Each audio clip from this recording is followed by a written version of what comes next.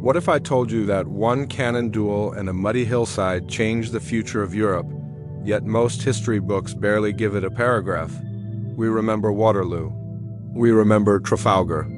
But we've forgotten Valmy, the battle that saved the French Revolution and quietly rewired how wars, nations, and people saw themselves. Today we're solving one problem. Why did one of history's biggest turning points disappear from memory, and why should we remember it now? In September 1792, France was supposed to fall. Europe's monarchs were marching in, determined to crush a dangerous idea that ordinary people could overthrow kings and rule themselves.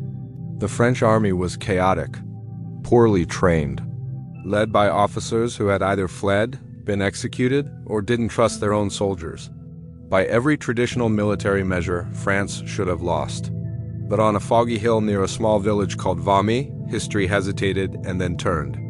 Most history-changing moments come with a clear image burned into our memory. A battlefield covered in smoke, a fallen emperor, a dramatic surrender. But the Battle of Valmy gives us none of that, and that is exactly why it vanished.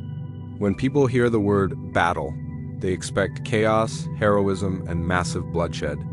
Valmy offers almost the opposite: no decisive charge, no sweeping victory parade, no iconic final blow. Just cannons firing across a foggy hillside and two armies staring at each other, unsure of what comes next.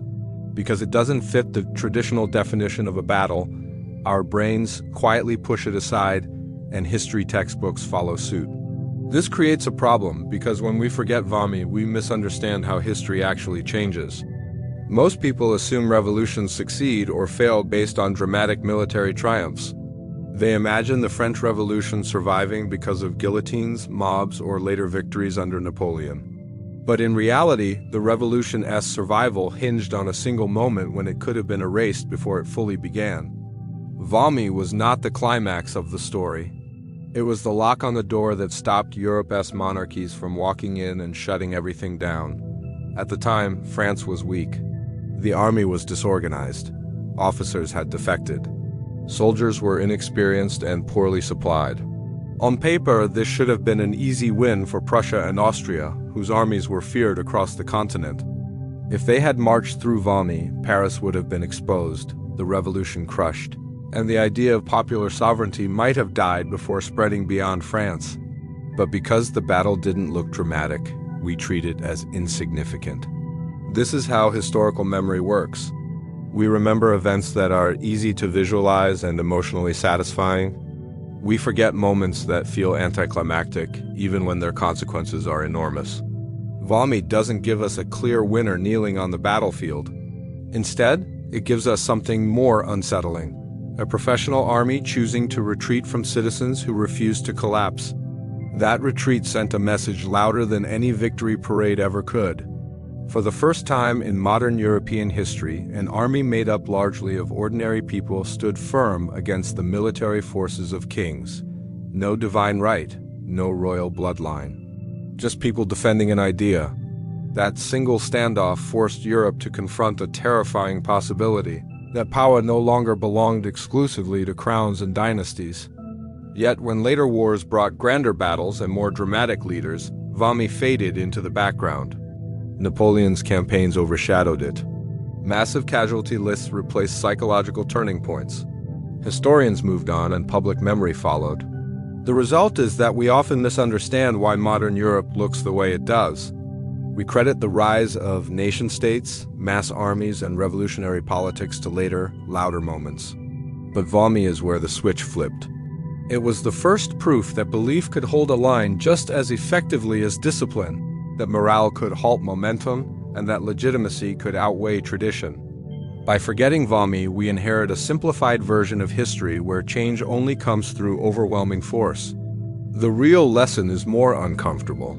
Sometimes history changes because one side expects collapse and the other simply refuses to give it to them. In 1792, Europe was holding its breath, because what was happening in France was not just a local rebellion, it was a contagious threat. Monarchs across the continent understood something very clearly. If the French Revolution survived, their own people might start asking the same dangerous questions. Who should rule? Why should power belong to one family? What happens if ordinary citizens decide they've had enough?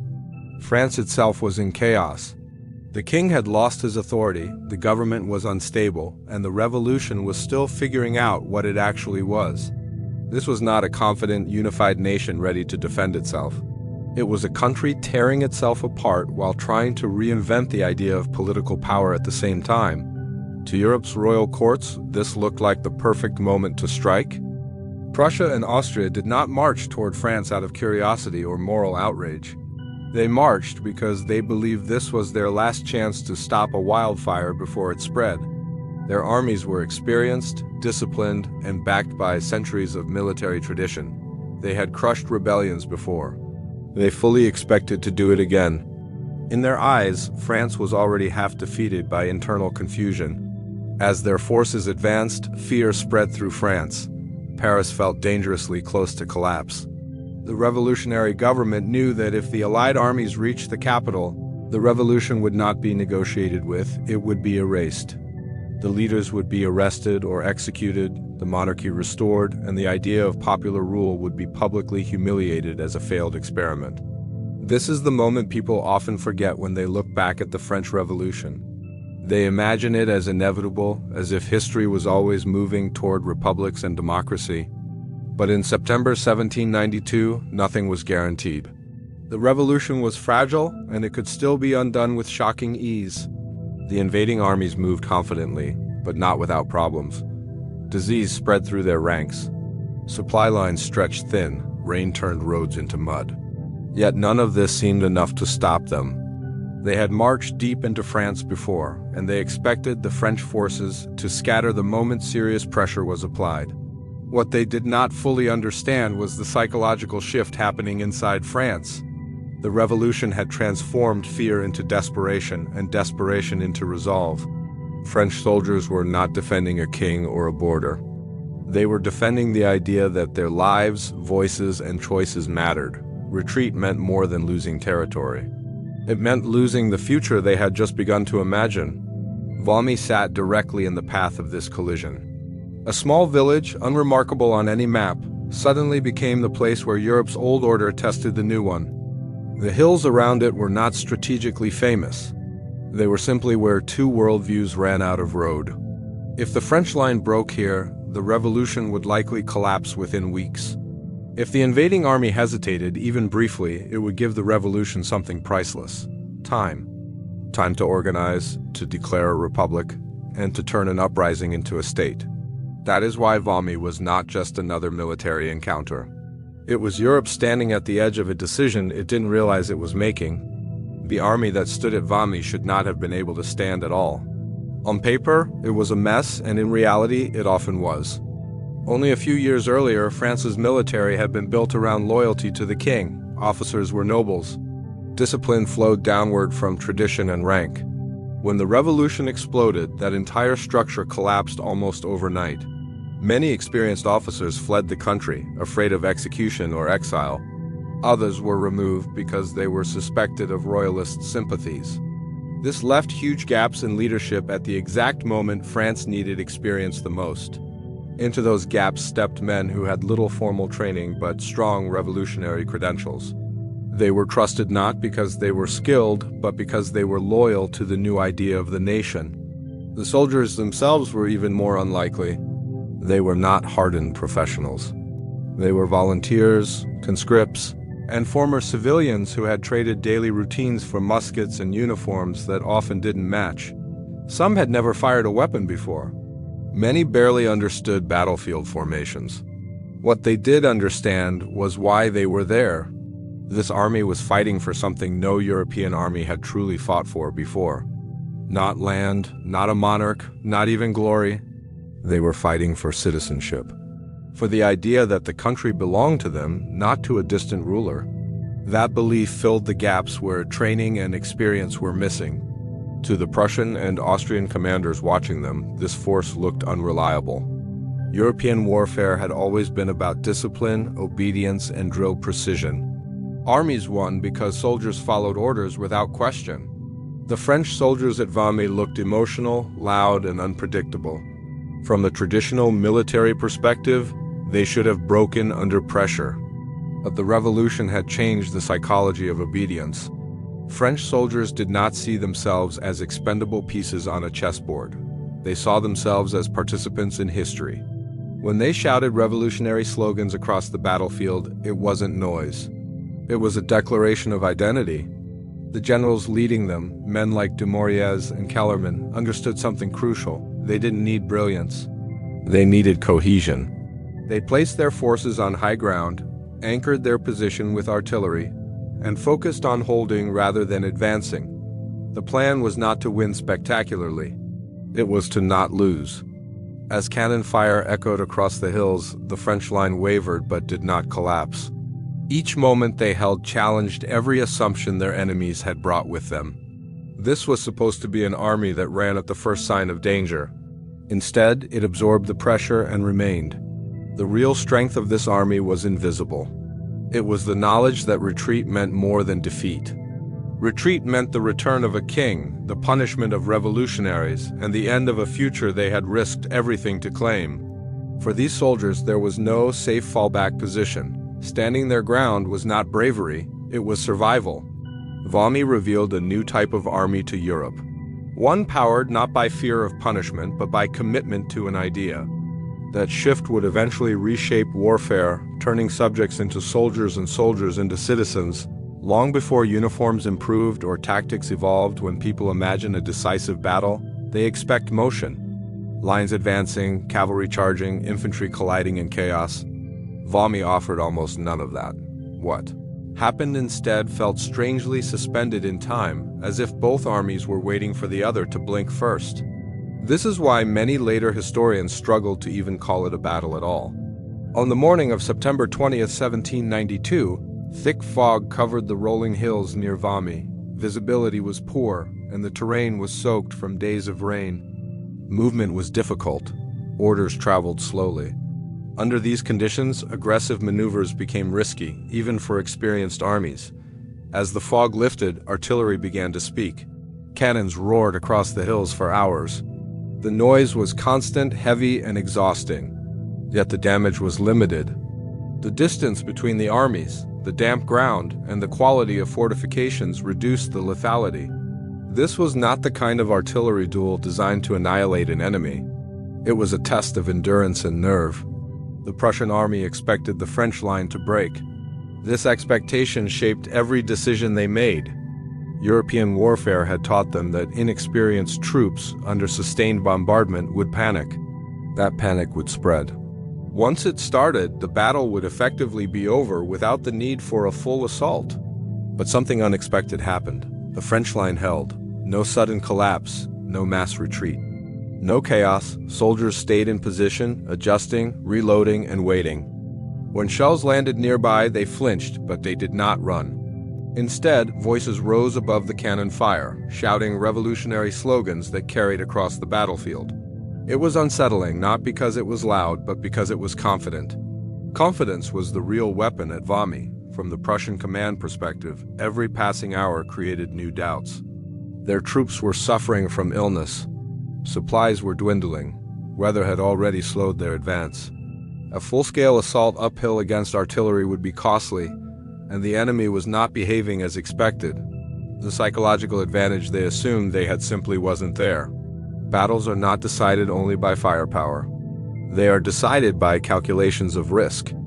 At Valmy, the risk kept rising while the reward remained unclear. Even if the Prussians broke through, they faced a long march deeper into hostile territory with uncertain logistics and growing resistance. And now they knew something they hadn't known before.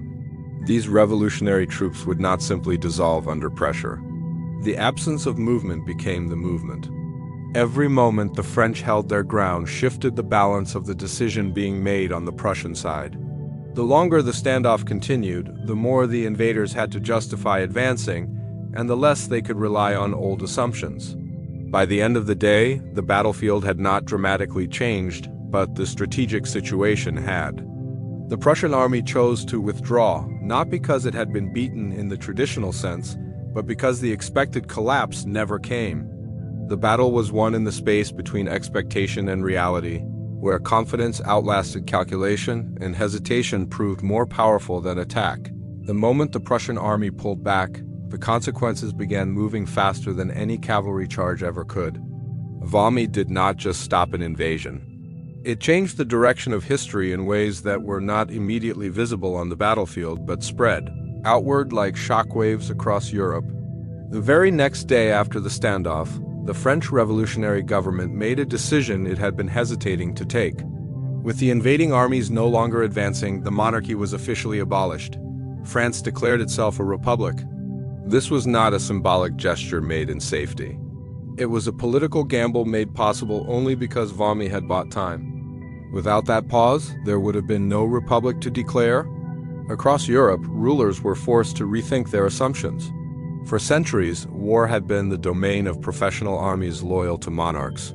Valmy suggested that loyalty to an idea could be just as powerful. The implications were terrifying. If citizens could fight effectively for a nation rather than a king, then every kingdom sat on unstable ground. Military thinkers began to take notice. Valmy hinted at a future where wars would no longer be limited contests between rulers, but mass mobilizations of entire populations. This shift would later be perfected under Napoleon, but its proof of concept happened here. The French army that stood at Valmy was the ancestor of the modern national army, where citizenship and service became linked. The psychological impact was just as important as the military one. Revolutionary France gained confidence. The belief that they could stand against Europe's great powers transformed how they saw themselves. That confidence fueled further reforms, more aggressive policies, and eventually expansion. The revolution stopped being defensive. It began to project itself outward. At the same time, the retreat exposed a weakness in the old order. Monarchies relied on obedience and hierarchy, but Valmy showed that these were not enough when faced with motivated populations. The fear that spread through royal courts was not just about France winning a battle. It was about the idea that authority itself was becoming negotiable. This moment also reshaped how wars would be justified. Conflicts were no longer framed solely as disputes between rulers. They became struggles for national survival, identity, and values. That transformation would define the wars of the 19th and 20th centuries, from nationalist uprisings to world wars. Even the concept of victory changed. Valmy demonstrated that holding ground and breaking enemy expectations could be more decisive than annihilation. It introduced the idea that morale, legitimacy, and public belief were strategic resources. Modern warfare would increasingly revolve around these invisible factors. The shockwaves reached far beyond France. Revolutionary ideas gained credibility. They were no longer abstract theories debated in salons. They had survived armed confrontation with Europe's strongest armies. This survival encouraged movements elsewhere to believe that entrenched power could be challenged and, under the right conditions, resisted successfully. Valmy did not redraw borders that day, but it redrew the mental map of Europe. It marked the beginning of an era where wars would be fought not just over territory, but over who had the right to rule. And why that right should exist at all, Valmy still matters because it challenges the way we instinctively understand power. We tend to believe that power flows from strength, from numbers, from weapons, from institutions that have existed for centuries. Valmy suggests something far more unsettling. Power can shift the moment people stop believing it belongs somewhere else. The battle forces us to confront how fragile authority really is. The Prussian and Austrian armies did not lose because they were outgunned or outmaneuvered. They lost because the assumptions that supported their confidence stopped working. They expected fear, they expected obedience, they expected collapse. When those expectations failed, the entire logic of their campaign began to unravel. This pattern repeats throughout history. Systems endure not only because they are strong, but because they are believed to be inevitable. Valmy exposed the danger of inevitability thinking. Monarchies across Europe appeared permanent until a group of citizens proved they could stand their ground and refuse to behave as expected. That refusal cracked the illusion of permanence. In the modern world, the lesson is just as relevant. Political systems, social hierarchies, and economic structures often rely on passive acceptance. They function smoothly when people assume there is no alternative.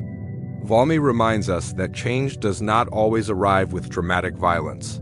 Sometimes it arrives when people simply decide not to retreat anymore. The battle also reframes courage. It wasn't the courage of charging forward into certain death. It was the courage of staying put when every historical precedent said running would be safer. Holding ground can be more transformative than advancing, especially when holding ground defies deeply rooted expectations. Valmy also speaks to the power of collective identity. The French soldiers did not fight as individuals seeking survival or reward. They fought as members of a nation that was still being defined.